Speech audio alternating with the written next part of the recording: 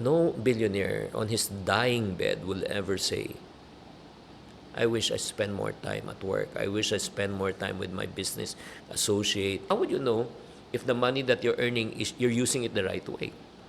If the money that you're earning is making your life easier, nagpapagaan ng buhay mo. Yeah.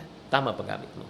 Pero pag perang kinikita mo ay nagpapahirap at nagpapabigat ng buhay mo, mali ang paggamit mo. When I do coaching, one-on-one coaching, I will never ask how much money are you earning, where you tanong ko lang, yung kinikita mo ba nagpapagaan ng buhay mo, nagpapahirap? That's a good gauge. Yeah. Kung nagpapagaan, it means say, you're doing something that is right. If it's making your life more challenging, difficult, stressful, probably you're doing something that is wrong.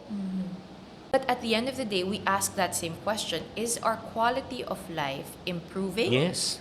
Or is it disintegrating?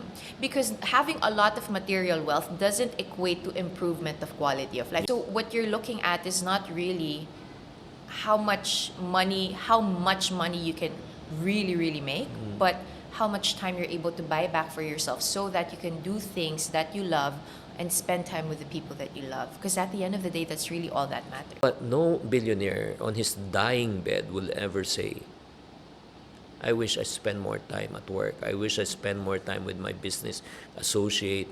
Majority of them will always say, I wish I'd spend more time with my family.